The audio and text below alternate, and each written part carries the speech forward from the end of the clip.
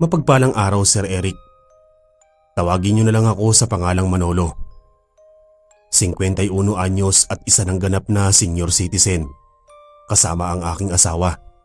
At nasa puder kami ng panganay naming anak, kasama ang aming mga apo. Kasalukuyan kaming naninirahan sa lalawigan ng Quezon Province. Sir Eric, ang ibabahagi kong kwento ay hango sa sarili kong talambuhay. Noong nasa 20 anyos pa lamang ako. At naganap ang pangyayaring ito, dekada na ang nakakalipas, sa isang liblib na baryo sa Kabikulan na kung saan hindi pa ito sibilisado ng mga panahong yon.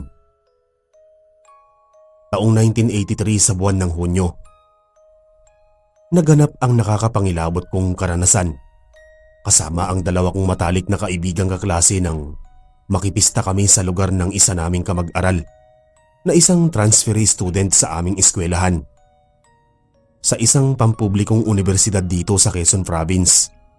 At Rosalinda ang pangalan ng bago naming kamag-aral, Sir Eric.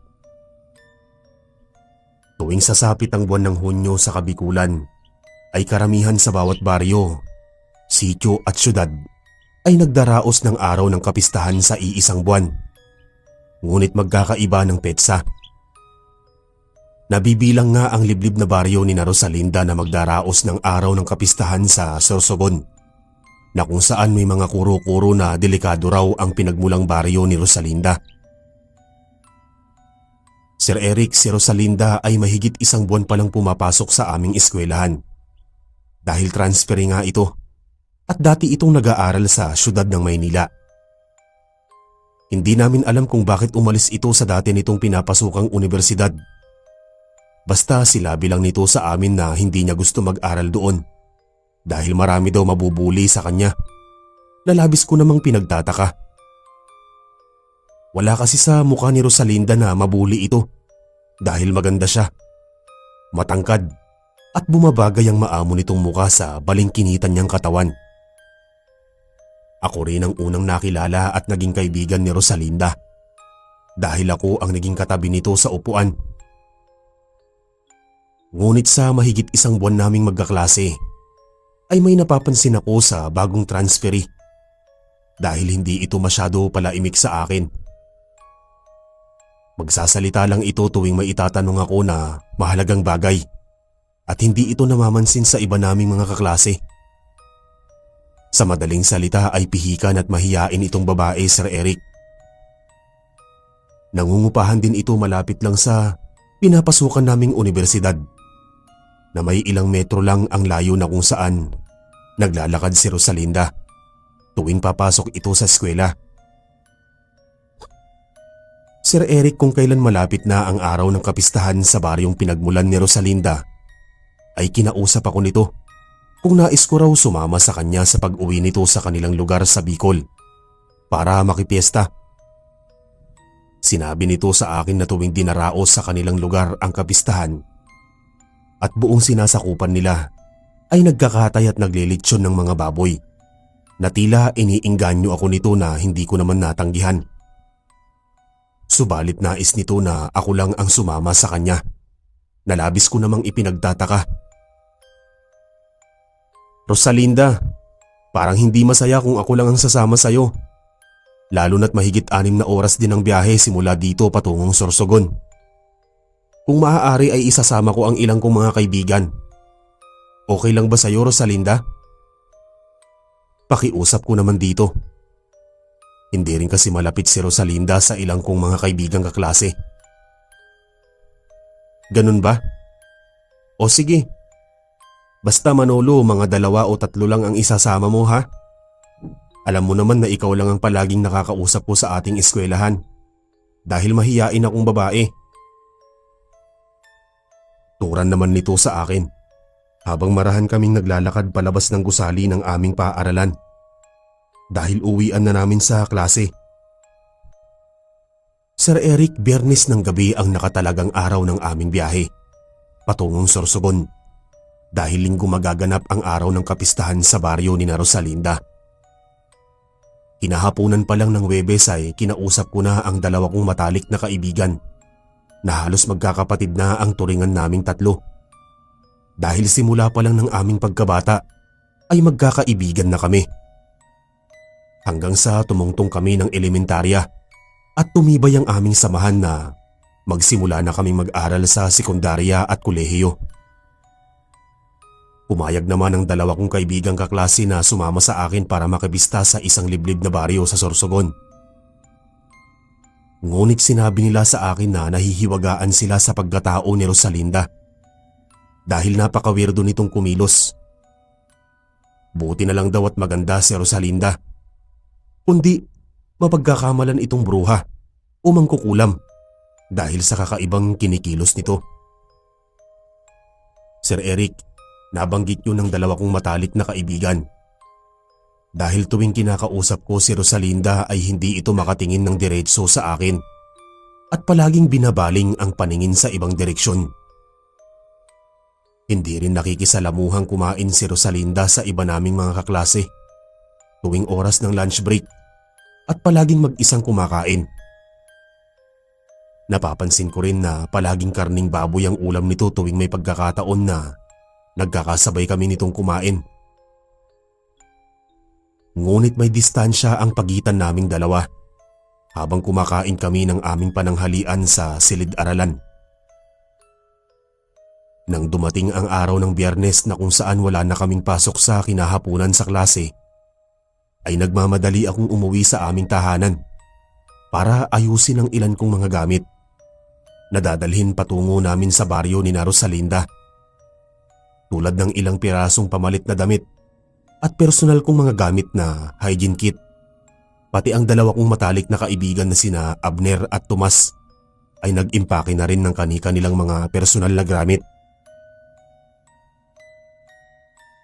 Habang sinasalansang ko ang ilang pirasong damit sa aking bag at ilang personal na hygiene kit, ay masinsina naman akong kinausap ng aking mga magulang na wag na raw akong sumama sa bago naming kaklase upang makipista dahil natakot sila nang sabihin ko sa kanila ang lugar ni Rosalinda dahil napakadelikado raw ng baryong yon.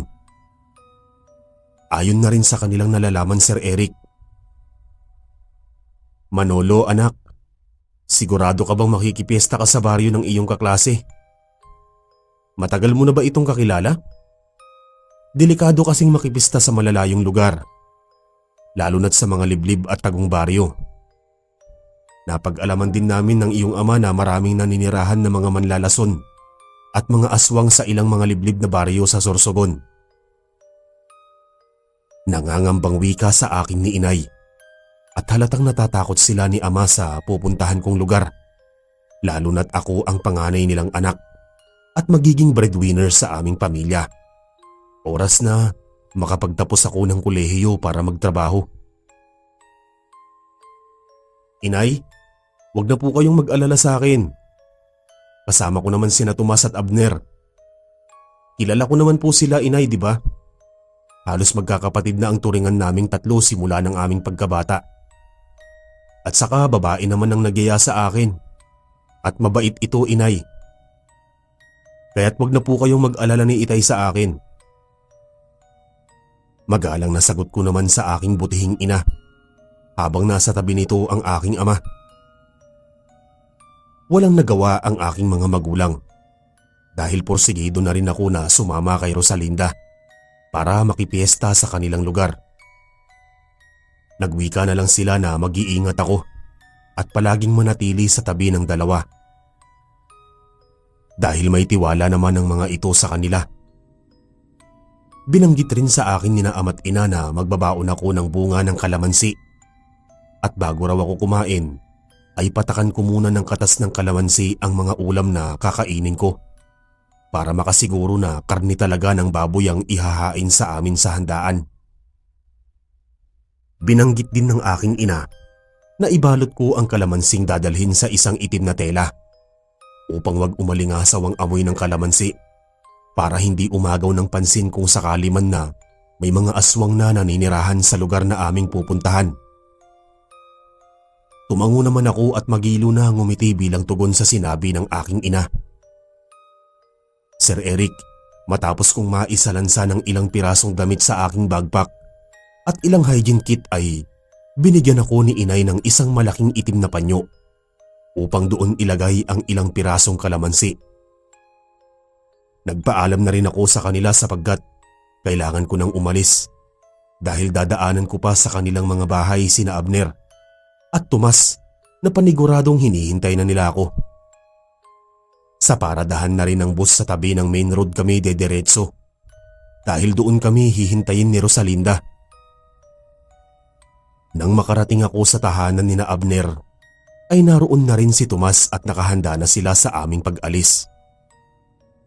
Kaya naman umabante na kami patungo sa paradahan ng mga bus na kung saan mayroong malaking kantin na pinaghihintuan ng ilang mga bus na nanggagaling pang Kamaynilaan. Ilang minuto lang na palakad-lakad ay mabilis naming narating ang paradahan sa tabi ng malawak na karinderya. At malinaw naming natatanaw si Rosalinda na nakatayo sa tabi ng bus na amin namang sasakyan patungong Sorsogon. Halos nakasuot ng mahabang itim na bestida si Rosalinda at may suot itong itim na malong habang nasa tabi nito ang may kalakihang parehabang bag at nakasabit naman sa kanyang balikat ang pulang shoulder bag. Manolo, tignan mo si Rosalinda. Ang weirdo ng suot. Muslim ba siya? Saka bakit ang laki ng dala nitong bag? Hinakot na ba ni Rosalinda ang lahat niyang gamit? Mga tanong sa akin ni Abner dahil nahihiwagaan talaga ito sa bago naming kaklase. Sir Eric, hindi ko na lang sinagot ang mga katanungan sa akin ni Abner dahil malapit na kami sa kinatatayuan ng bago naming kaklase na transferi habang si Tomas naman ay marahang binatukan si Abner at ngumiti ng nakakaloko. At nang tuluyan kaming makalapit kay Rosalinda ay ako lang ang kinausap nito at tinignan lang nito ng pahapyaw sina Tomas at Abner. Sinabi ni Rosalinda na sumakay na kami ng bus dahil nasabihan na nito ng driver. Nagmagandang loob naman si Tomas na buhati ng may kalakihang bag ni Rosalinda. Sa totoo lang, Sir Eric, tipo ni Tomas si Rosalinda dahil mayumi nga ito at malakas ang karisma. Ngunit hindi naman si Tomas pinapansin ng dalaga at mailap ito sa kanya, pati na rin ang iba sa naming kaklase. Halos ako lang ang palaging nakakausap ni Rosalinda, ngunit hindi naman ito nakatingin ng diretso sa akin at palaging binabaling ang tingin na tila iniiwasan na magtama ang aming mga mata. Kaya't masasabi ko rin na may pagkawirdo talaga si Rosalinda.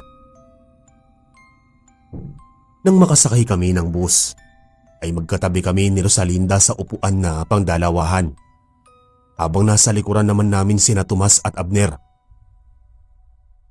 Samantala, habang matulin na tumatakbo ang bus, ay napansin ko na tila masyadong tahimik si Rosalinda at nakabaling ang paningin nito sa bintana habang nakabukas ang salamin. Naiilang naman akong kausapin ito. Kaya inalok ko na lang ito ng makakain na baon naming dala na chicharong baboy. Ngunit tumanggi ito sa iniaalok kong pagkain. Nag-aagaw na rin ang liwanag at dilim ng mga oras na yon, Sir Eric. Dahil pasado alas 5 na rin umalis ang sinasakyan naming bus. At dahil aabot sa 5 at 6 na oras ang aming biyahe, ay masisiguro kung nasa kasagsagan ng gabi kami makakarating ng Sorsogon. Depende na rin sa bilis ng takbo ng pampasaherong bus. Hindi ko na rin nagawang maidlip sa biyahe dahil masakit lang ang aking ulo at nakipagkwentuhan na lang ako kina Abner at Tomas habang nananahimik naman sa kinauupuan si Rosalinda na tila may sariling mundo. Rosalinda, matanong ko lang, may mga aswang ba sa lugar nyo? Usisang tanong ni Abner sa dalaga dahil nahihiwagaan ito sa pagkatao ng dalaga. Sira ka talaga, Abner. Kahit saang probinsya naman ay mayroong mga aswang. Pati nga sa lugar natin ay may nababalitang gumagalang aswang. Rosalinda, wag mo na lang pansinin ang sinabi ni Abner. Sabat naman ni Tomas. Tama ang sinabi mo, Tomas. Kahit sa ang probinsya naman ay mayroong mga aswang. Ngunit sa lugar namin ay wala ni isang aswang dahil maliit lang ang aming sityo at halos magkakakilala lahat ang mga tao sa aming munting lugar. Wala namang napapadpad na dayo sa amin dahil malayo kami sa kabihasnan at mahigit 2 kilometro pa ang lalakbayin bago makarating sa aming sityo.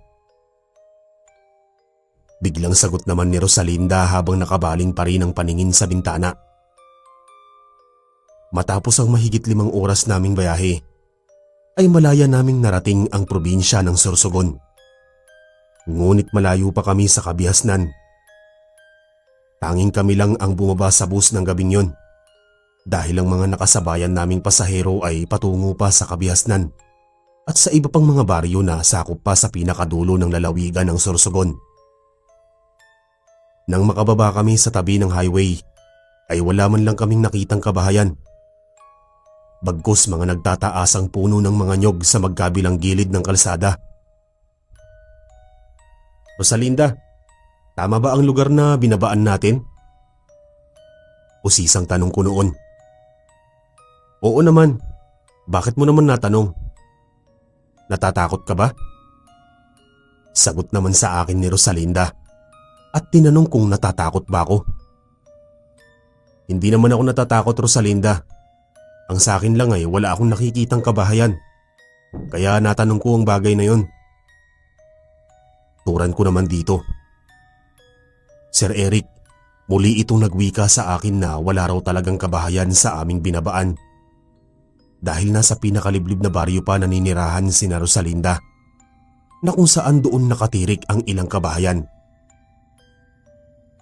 Sinabi rin ito sa akin na kailangan lang namin maghintay dahil may susundo sa amin na kamag-anak niya, lula ng tricycle, dahil alam na daw ng kanyang pamilya na uuwi siya.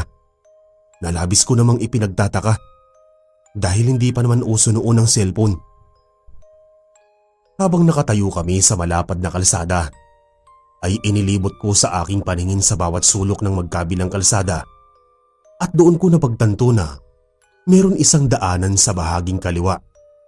Papasok sa malawak na taniman ng nyog na halos pwede ngang dumaan ang tricycle. Ilang sandali pa ay nakarinig kami ng ingay ng makina ng sasakyan. Nahalatang nanggagaling ito sa ingay ng tricycle. Hanggang sa iniluwa ng makipot na kalsada ang isang lumang tricycle na minamaneho ng isang matandang lalaki. Mahigit 1 dipa rin ang lapad ng kalsada. Kaya't masasabi kong daanan talaga ito ng mga taong naninirahan sa nasabing baryo.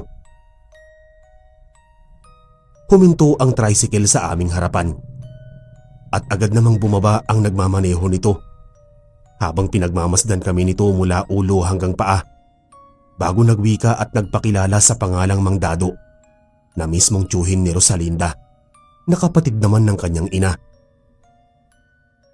Rosalinda, hindi ko inaasahan na mayroon kang mga kasama sa iyong pag-uwi.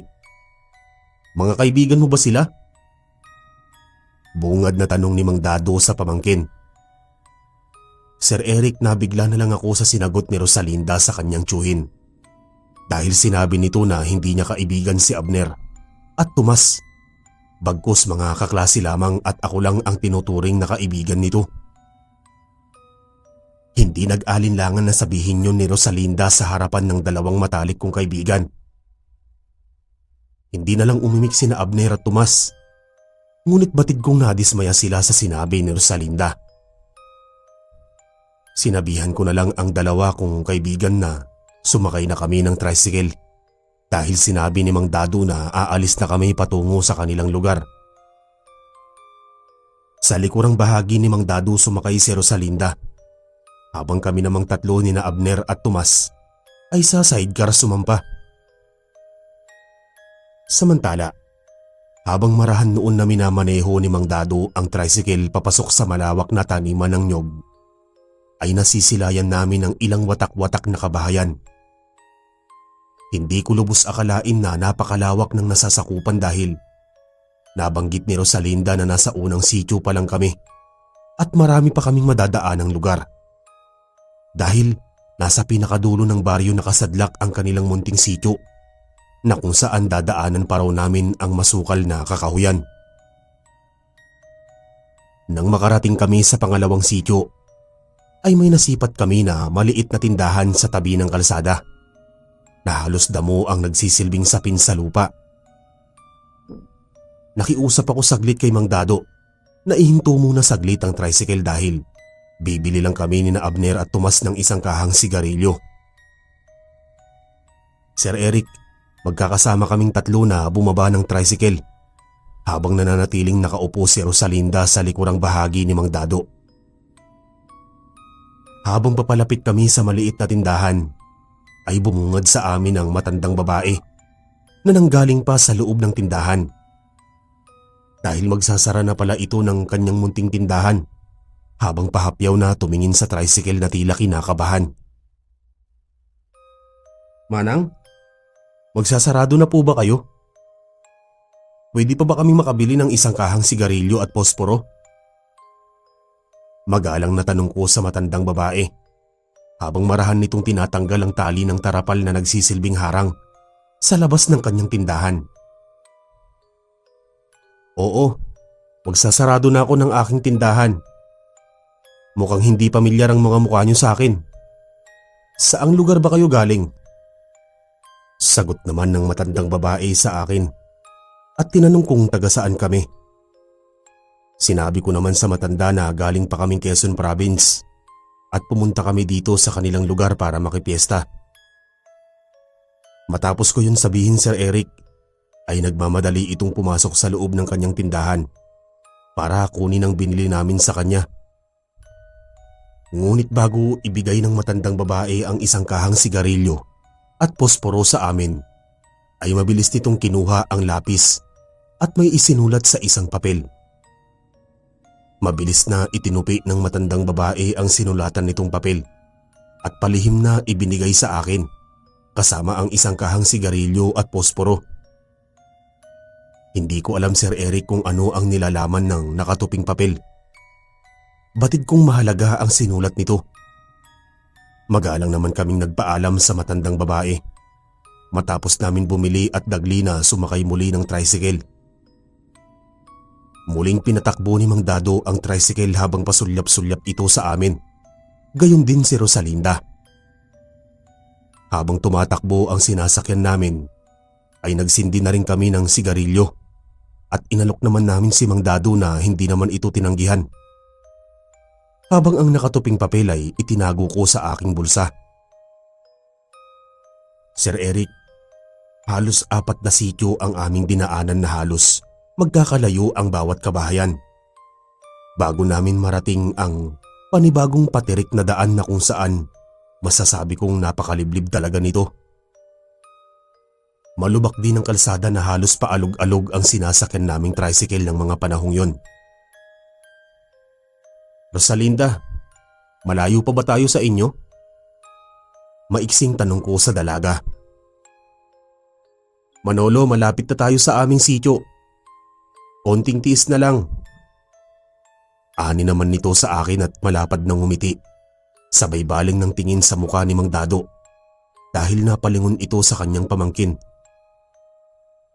Nang makaahon kami sa matarik na daan ay bumungad sa amin ang isang malaking talon. Malapit sa tabi ng kalsadang lupa na may 1 metro lang ang layo. Sinabi rin ni Mang Dado na hindi lang iisang talon ang aming makikita dahil napapalibutan ng kagubatan ng maraming talon na kung saan umaagos ang mainit na tubig dahil malapit lang ang Bulkan Mayon sa pinakadulo ng kagubatan. Bukod sa Bulkang Mayon ay marami pa raw maliliit na bulkan na nakapalibot sa lugar na malapit sa talon na labis naming ikinamangha. Lumipas ang kalahating minuto ay nakahinga na rin kami ng maluwag sa mahabang biyahe dahil narating na namin ang munting sityo sa pinakaliblib na baryo ni na Rosalinda. Masasabi ko na maliit lang talaga ang lugar dahil kakaunti lang ang nakatirik na kubo ngunit magkakahiwalay ang mga ito. Tanging malaking sulo ang nagsisilbing liwanag sa buong paligid ng kanilang sityo at gasera naman sa bawat kubo. Sir Eric, nagtataka naman kami kung bakit pagkarating pa lang namin sa bungad ng kanilang sityo ay halos nag-aabang na sa bukana ang buong kababaryo ni Rosalinda. Na halatang hinihintay at inaabangan ang aming pagdating. Na tila batid nila na may kasama si Rosalinda sa kanyang pag-uwi sa nalalapit na araw ng kanilang kapistahan. Agad na lumapit sa amin ang mga kababaryo ni Rosalinda at marahan na hinihipo at hinahaplos ang aming mga balat at braso. Dahil sa senaryong yon ay nakaramdam ako ng kilabot dahil sa kakaibang kinikilos ng mga taga-baryo. Pinakilala kaming tatlo ni Rosalinda sa bawat tao at pamilyang sumalubong sa amin, Sir Eric. Manolo, Abner at Tomas, huwag kayong matakot sa kanila dahil ganyan talaga sila umasta ng bisita tuwing may nagagawing dayo sa aming lugar. Sambit sa amin ni Rosalinda habang patuloy na hinaplos ng kababaihan ng aming mga braso at katawan habang ang kalalakihan na may malapad na nakangiti habang mariin kaming pinagmamasdan na tila makahulugan sa aming paningin. Napatigil na lang ang paghipo sa amin ng kababaihan nang biglang sumulpot ang mga magulang ni Rosalinda at ang ama naman ng dalaga ang tumatayong kapitan del barrio. Sinabihan ng kapitan ng kanyang sinasakupan na bumalik na sa kani-kanilang mga tahanan dahil malalim na ang gabi, na agad naman silang sumunod sa sinabi ng kapitan. Nang muli kaming ipakilala ni Rosalinda sa kanyang mga magulang, ay niyaya na kami nito sa kanilang tahanan upang kumain dahil alam nila na napagod at nagutom kami sa aming biyahe. Kasama rin namin si Mang Dado na pumasok sa tahanan ni Rosalinda dahil ito ang nagbitbit ng bag ng kanyang pamangkin. Masasabi ko na mas nakakaangat sa buhay ang mga magulang ni Rosalinda dahil may kalakihan ng kanilang bahay kahit na gawa lamang ang mga ito sa kahoy. Kuya Dado, sabihan mo ang mga matadero na magsimula na silang magpakulo ng tubig dahil kakatayin na natin mamayang madaling araw ang isang malaking baboy. Dahil nakakahiya naman sa mga kaklase ni Rosalinda na wala tayong maihahain sa kanila na masasarap na putahe kinabukasan, lalo na't araw na ng bisperas ng kapistahan. Sambit na pautos ng ina ni Rosalinda sa kanyang kapatid na si Mang Dado. Ate Lucia, isa lang ba ang kakatayin natin? Yung dalawang natitirang baboy, kailan kakatayin? Usisang tanong naman ni Mang Dado na sa ina ni Rosalinda na umagaw ng atensyon sa amin na tila makahulugan ang ibig nilang sabihin. Dado, ang dalawang natitirang baboy ay kakatayin natin bukas ng hating gabi para sa pagsalubong sa araw ng kapistahan. Sabat naman ng kapitan kay Mang Dado at tumango naman ito bilang tugon bago tuluyang lumabas sa bahay ng mga magulang ni Rosalinda. Sir Eric, nagkatinginan kami noon ni na Abner at Tomas dahil sa mga sinabi ng magulang at tiyuhin ni Rosalinda.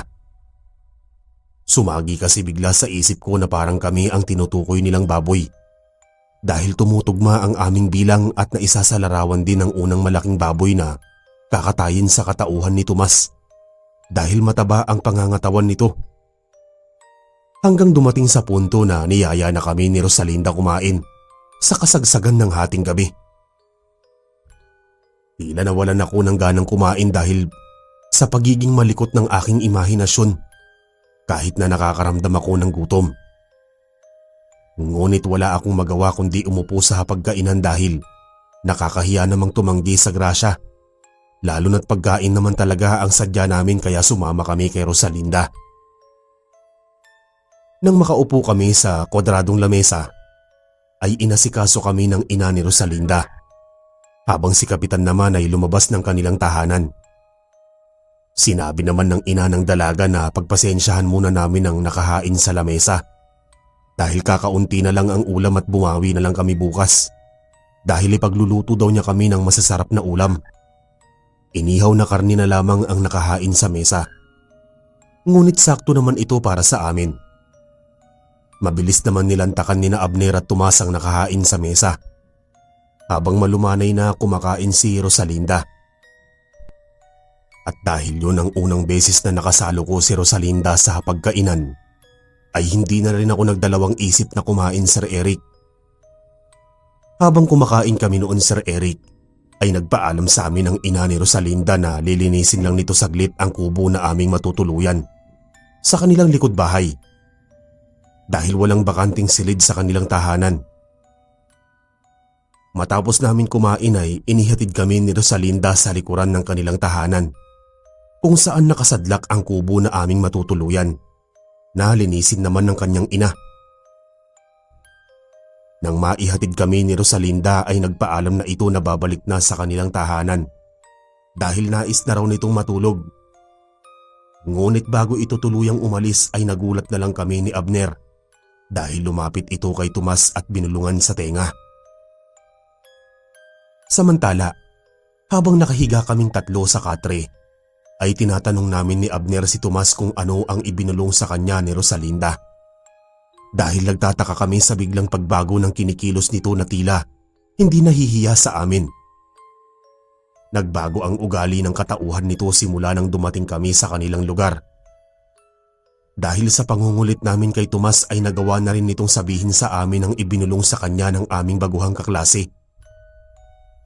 Sinabi raw sa kanya ni Rosalinda na magkita sila sa tapat ng kanilang tahanan kapag natutulog na raw kami ni Abner. Nalabis naman naming ikinagulat. Tila kaduda-duda sa amin ang sinabi ni Rosalinda kay Tomas na tila may masama itong tangka. Naisipan rin namin noon na manigarilyo habang mahina naming pinag-uusapan ng tungkol sa sinabi ni Rosalinda. Nang dukutin ko sa aking bulsa ang kaha ng sigarilyo, ay bigla kong nakapa ang nakatuping papel na ibinigay naman sa akin kanina ng matandang babae sa binilihan namin ng isang kahang sigarilyo at posporo. Sir Eric, bago ko buklatin ang papel upang basahin ay nagsindi muna kami ni na Abner at Tomas ng sigarilyo. Nagulantang na lang kaming tatlo nang sabay-sabay naming basahin ng tahimik ang sulat dahil nakakagimbal ang isinulat ng matandang babae. Ayon sa nilalaman ng papel ay mga aswang daw lahat ang naninirahan sa sityo na aming pupuntahan sa pinakadulo ng kagubatan na kung saan sakop na yon ang kabilang baryo patungong Albay.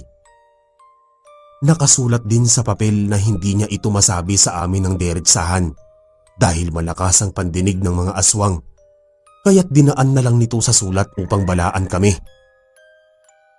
Halos binuhusan kami ng malamig na tubig dahil sa aming nabasa.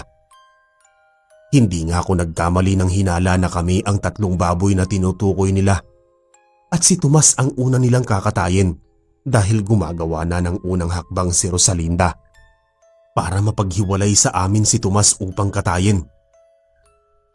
Manolo, ano na ang gagawin natin? Napakaliblib ng lugar na to at ilang kilometro pa ang tatahakin natin bago makarating sa ibang sityo na ating dinaanan kanina. Tanong sa akin ni Tomas na tila nababahagang buntot dahil sa labis na takot, habang si Abner na may hit-hit buga ng usok ng sigarilyo na halatang kinakabahan na rin. Sir Eric, nang gabing yon ay mas natatakot si Tomas dahil siya ang unang kakatayin dahil nagsimula ng magpakulo ng tubig sa kawa ang ilang matadero. Lalo na't siya rin ang tinutukoy na malaking baboy. At dahil ako ang nagyaya sa kanila para makipiesta kami sa pinakaliblib na baryo ng isa naming baguhang kaklase, ay obligasyon ko sila na wag mapahamak dahil ako ang sisingilin ng kanilang mga magulang kung may mangyari sa aming masama. Ngunit napapatanong ako sa aking sarili kung makaalis pa ba kami ng buhay sa baryong yon.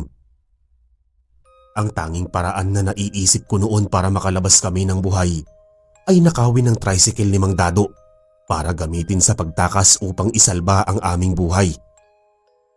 Bigla ring sumagi sa isip ko noon ang baon kong kalamansi na binalot ko sa itim na malaking panyo. Ngunit hindi ko alam kung paano namin ito gagamitin panlaban sa kanila. Dahil ang habilin lang sa akin ni na ama't ina ay patakan ko ang ulam na ihahain sa amin bago kami kumain na nakalimutan ko namang gawin kanina. Wala rin kaming pagsisidlan ng katas ng kalamansi para ipanlaban sa mga aswang lalo na't hindi naman ganoon karami ang dala kong bunga ng kalamansi. Habang nag-iisip ako ng paraan ay bigla na lang kaming nakarinig ng malalakas na angil ng mga hayop na parang umaalulong na mga aso sa hindi kalayuan. Dahilan para kilabutan kaming magkakaibigan. Hanggang sa makaisip ako ng kalukuhan na hindi ko lubos akalain na makakatulong sa amin para hindi kami tuluyang lapitan ng mga aswang. Sinabihan ko sina Abner at Tomas na pisain namin ang ilang bunga ng kalamansi at ipahid namin sa buong katawan para hindi kami tuluyang lapain at kainin ng mga aswang na sinang-ayunan naman ng dalawa kong kaibigan. Alam rin namin noon na magiging agaw pansin sa mga aswang ang amoy ng katas ng kalamansi, kaya't sinamantala na namin ang pagkakataon habang wala pang umaaligid na aswang malapit sa aming kubo. Matapos namin pahiran ng katas ng kalamansi ang buo naming katawan, ay muli naming isinukbit ang aming mga bagpak sa aming mga balikat at maingat na lumabas sa kubo habang palinga-linga sa paligid. Nang masiguro namin na walang tao sa paligid ay marahan kaming kumilos at maingat ang bawat hakbang ng mga paa para hindi makalikha ng ingay. Ngunit nang umikot kami palabas sa bahay ni Rosalinda, ay bumungad ito sa amin na halos nakasuot ng manipis na puting bestida at halatang hinihintay nito si Tomas. Hindi rin ito makalapit sa amin dahil naaasiwa ito sa amoy ng katas ng kalamansi. Nabigla rin si Rosalinda sa amin dahil nahalata nito na lilisanin na namin ang kanilang sityo dahil bitbit na namin ang aming mga bagpak. Akmang sisigaw na sana si Rosalinda para sabihan ng mga kalahi na tatakas kami, ay mabilis na lumapit si Tomas sa dalaga at malakas na sinuntok sa sikmura ng sunod-sunod, dahilan para mawalan ito ng malay. "Tomas, baliw ka ba? Bakit mo pinagsusuntok sa sikmura si Rosalinda? Isipin mong babae pa rin siya, kahit na isa siyang aswang." Sambit ko kay Tomas at inaawat ko ito dahil sisipain pa sana nito sa ulo ni Rosalinda nang humandusay ito sa lupa, buhat nang mawalan ito ng malay. "Mas baliw ka, Manolo. Paano na lang kung nakasigaw itong si Rosalinda? E dinabulabog ang mga kauri nito at tayo naman ang kakatayin upang kainin. At saka hindi naman tao si Rosalinda, kundi isang aswang." Naiiritang sabi naman ni Tomas sa akin.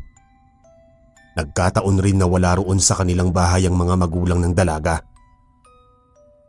"Sir Eric, nakaramdam kasi ako ng awa sa dalaga nang sikmuraan ito ni Tomas, lalo na't patpatin lang ang katawan ni Rosalinda. At dahil wala ang mga magulang ni Rosalinda sa kanilang tahanan, ay naisip namin na pumasok sa kanilang bahay upang maghanap ng patalim na pwede naming gawing sandata. Binuhat ko naman si Rosalinda at pinasok sa loob ng kanilang tahanan. Binusalan ko ang bibig nito at tinalian ng kamay para hindi makalikha ng ingay pag nagkaroon ulit ito ng malay. Wala naman kasi ako, Sir Eric, balak na patayin si Rosalinda dahil naging kaibigan ko rin ito sa maikling panahon, kahit na may balak itong ipakatay kami para gawing handa sa araw ng kanilang kapistahan. Matapos kong busalan at talian si Rosalinda, ay mabilis namin na ginalugad ang kusina at nakakita na naman kami ng ilang matatalas na kutsilyo upang gawing sandata.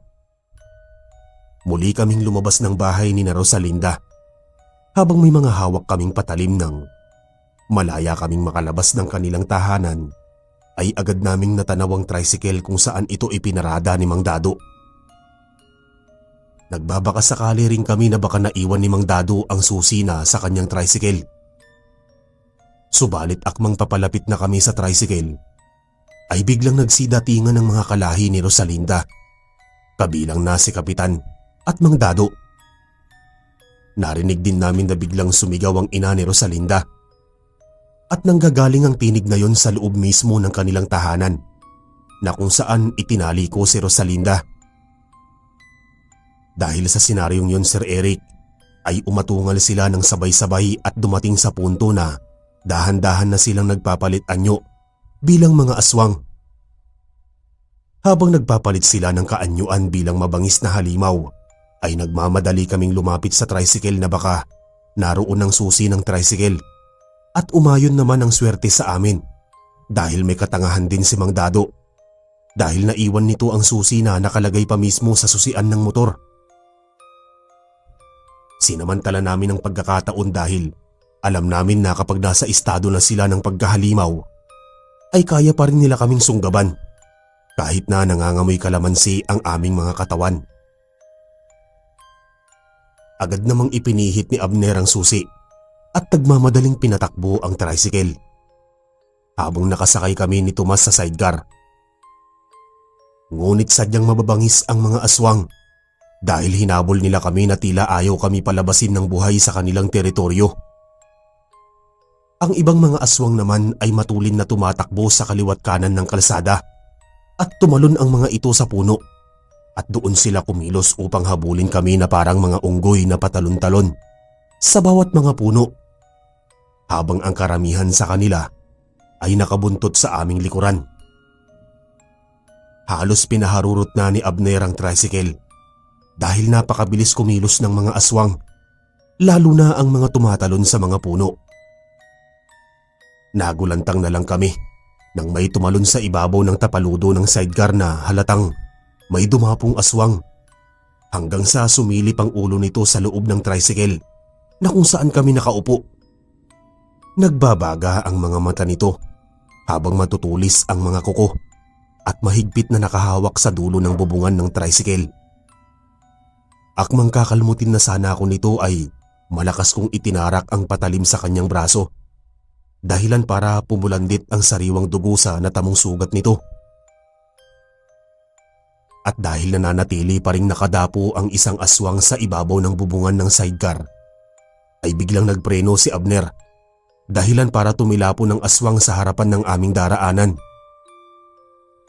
Muling pinatakbo ni Abner ang tricycle at walang habas na sinagasaan ng aswang, dahilan para muli itong tumilapon at nabalian ng binti habang patuloy pa rin kaming hinahabol ng mga aswang. Buti na lang at magaling magmaneho si Abner dahil mayroon din silang sariling tricycle na pinapasada naman ng kanyang ama. Tila ayaw pa rin kami lubayan ng mga angkan ng mga aswang dahil patuloy pa rin kami nilang hinahabol kahit na malayo na kami sa kanilang sityo na ayaw talaga kaming pakawalan. Sir Eric, matapos ang mahigit kalahating oras na habulan ay nakaramdam muli kami ng kaginhawaan dahil may natatanaw na kaming mga watak-watak na kabahayan sa hindi kalayuan. Ngunit patuloy pa rin kaming tinutugis ng mga aswang. Anak naman ng putakti, hindi ba tayo tatantanan ng mga aswang na to? Baka ayaw nila tayo tigilan dahil ninakaw natin ang tricycle ni Mang Dado. Sambit ni Tomas at nagawa pa nitong magbiro sa amin. Dumating sa punto na bigla na lang tumigil ang mga aswang sa kakahabol sa amin dahil may ilang kalalakihan kami na natatanaw na naglalakad sa tabi ng kaparangan habang may mga bitbit silang mga lampara na nagsisilbing ilaw. Mga sundang na nakasukbit sa kanilang mga bewang at ilang mga sisidlan ng naglalaman ng mga huli nilang mga isda na may 1 metro lang ang layo sa kalsadang lupa. Kahit na hindi na kami hinahabol ng mga aswang, ay nanatili silang nakatayo sa tabi ng mga puno sa magkabilang gilid ng kalsada na kung saan nakamasid pa rin sila sa amin dahil lumiliwanag ang mapupula nilang mga mata sa madilim na paligid. Sir Eric, halos madaling araw na nung makarating kami sa bukana ng baryo na kung saan nadaanan na namin ang pinakaunang sityo at ang malawak na taniman ng nyog palabas ng main road na kung saan dumaraan ang ilang mga pampasahirong jeep at bus. Nang ligtas naming marating ang main road ay hindi na kami nagsayang pa ng oras at agad namang kaming pumara ng bus na patungong Maynila dahil dadaanan naman ito ng Quezon Province. Bago kami noon pumara ng pampasahirong bus ay pinarada namin sa bukana ng daan sa Nyogan ang tricycle ni Mang Dado dahil alam kong hahanapin nila ito pagputok ng araw. Nagpapasalamat kami sa Panginoon dahil nakaligtas kami sa bingit ng kamatayan at walang namatay sa aming magkakaibigan. Panatag rin ang loob ko dahil hindi naman nasawi si Rosalinda. Kahit balak na sana itong paslangin ni Tomas sa pamamagitan ng pagsipa nito sa ulo ng dalaga, na agad ko namang napigilan. Nang makarating kami sa aming lugar ay hindi na namin nabanggit sa aming mga magulang ang tungkol sa angkan ng mga aswang sa pinakaliblib na baryo na aming pinuntahan upang makipiesta. Hindi na rin noon bumalik sa aming lugar si Rosalinda upang mag-aral. Dahil lang pumunta kami sa inuupahan nitong kwarto ay wala na lahat ang mga personal na kagamitan nito. Nahalatang wala na talaga itong balak pumasok sa aming eskwelahan. Buhat nang yayain ako nitong sumama sa kanilang baryo para makipista.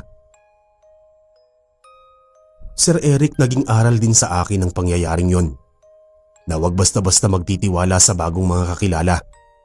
Kahit na babae pa ito at nagtataglay ng kakaibang ganda at karisma. Dahil minsan ang panlabas na kaanyuan ay ginagamit na panghikayat para linlangin at biktimahin ng mga tao. Hanggang dito na lamang po ang aking kwento. Nahango sa naging karanasan namin ng matatalik kong kaibigan na sina Abner at Tomas. Sana magbigay aral din ito at leksyon sa ibang mga tao na nakarinig ng aking istorya. Lubos na gumagalang at ang masugid ninyong taga-subaybay.